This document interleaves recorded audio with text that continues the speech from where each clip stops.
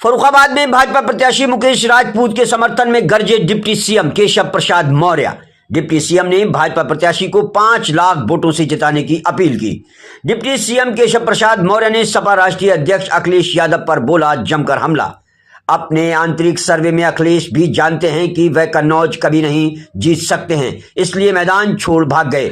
अखिलेश यादव के पीडीए की deputy CM ने नई परिभाषा देकर कहा कि पीडीए यानी परिवार डेवलपमेंट अथॉरिटी है, जिसका नजारा इस लोकसभा चुनाव में भी देखा जा रहा है, जहां पर सफाई परिवार के 5 लोगों को लोकसभा चुनाव की टिकट भी नहीं दी गई है। सपा राष्ट्रीय अध्यक्ष अखिलेश यादव को जनता से कोई मतलब नहीं है, वह सिर्फ अपने परिवार की सेवा कर रहे हैं। डिप्टी सीएम केशव प्रसाद मौर्य ने कहा कि कांग्रेस के लोग पीएम मोदी पर हिंदू तुष्टीकरण का आरोप लगा रहे हैं।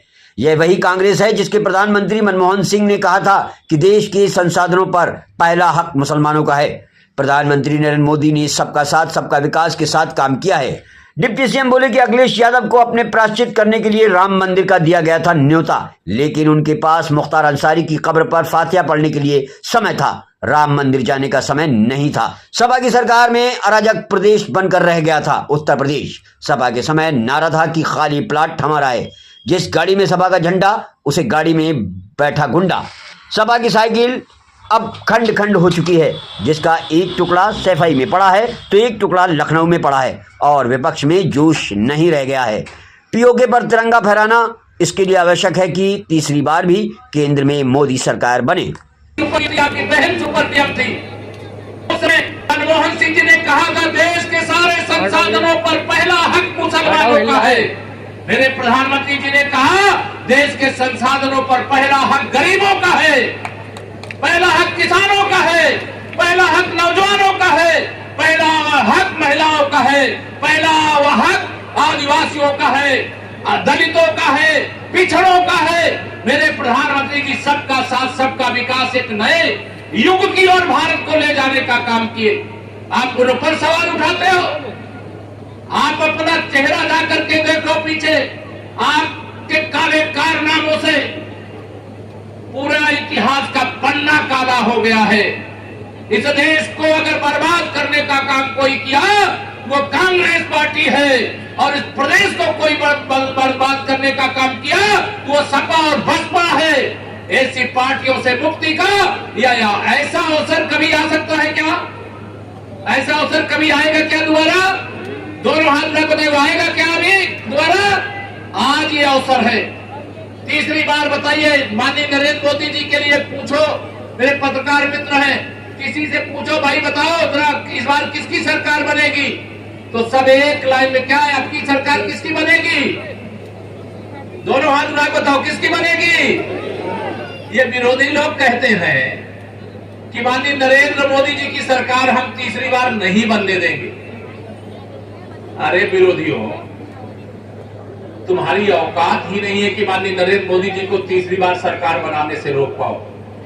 अगर देश की जनता मोदी जी के साथ है तो यह भ्रष्टाचार के दलदल में डूबे हुए नेता मेरे मोदी जी को तीसरी बार प्रधानमंत्री बनने से रोक पाएंगे? रोक पाएंगे? दोनों हाथ में बताओ, रोक पाएंगे? मोदी जी अपने लिए करते कि देश के लिए करते हैं?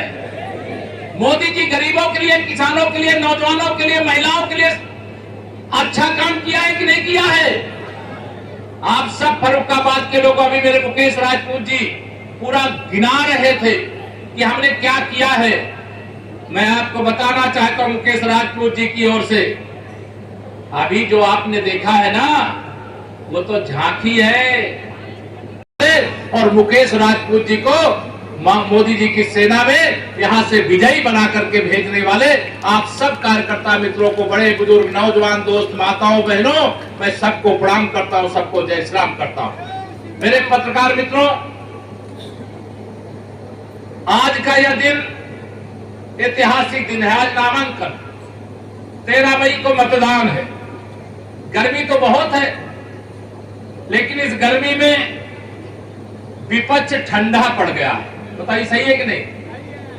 दोनों हाथ में बताइए, सही है कि नहीं सही है? कोई विपक्ष वाला प्रचार करता हुआ दिखाई दे रहा है क्या कहीं? उनको एडवांस में पता है सपा की साइकिल पंचर होती तो कोई थोड़ा बहुत ठीक करा सकता था, वो तो खंड खंड हो गई है। एक टुकड़ा सैफई में पड़ा, एक लखनऊ में पड़ा, एक कहां पड़ा कोई पता नहीं है। सपा की साइकिल का हाल बेहाल है। 2024 का यह लोकसभा चुनाव ऐतिहासिक चुनाव है। ये 2024 के लोकसभा चुनाव में तीसरी बार मोदी सरकार का मतलब हमारा देश 100 साल आगे बढ़ेगा, हमारा प्रदेश 100 साल आगे बढ़ेगा, हमारा फर्रुखाबाद भी 100 साल आगे बढ़ेगा। इस विश्वास के साथ आज से लेकर के 13 मई तक अपने अपने कार्य क्षेत्र के आप ही प्रधानमंत्री नरेंद्र मोदी जी हो, आप ही अपने अपने क्षेत्र के मुख्यमंत्री योगी आदित्यनाथ जी हो, आप ही अपने अपने क्षेत्र के उप मुख्यमंत्री केशव प्रसाद मौर्य हो, आप ही अपने अपने क्षेत्र के जो मंच पे नेतृत्व करता है वह सब कुछ आप हो।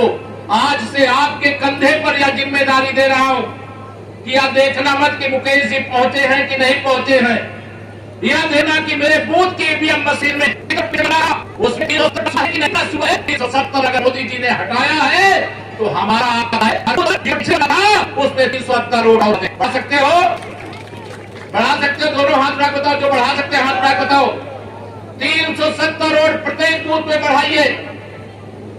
ये सपा और कांग्रेस का गठबंधन, ये बसपा की बहुजन समाज पार्टी, सपा बसपा कांग्रेस तीनों इस समय हमारे प्रधानमंत्री श्री नरेंद्र मोदी जी पर आरोप लगा रहे कि माननीय प्रधानमंत्री नरेंद्र मोदी जी हिंदू तुष्टीकरण कर रहे हैं। अरे मुस्लिम तुष्टीकरण की घटिया राजनीति करने वालों, तुम मेरे प्रधानमंत्री श्री नरेंद्र मोदी जी पर आरोप लगाते हो, जिन्होंने सबका साथ, सबका विकास, सबका विश्वास जीतने का काम किया है, विकास की योजनाओं का संपूर्ण लाभ बिना भेदभाव के देने का काम किया है।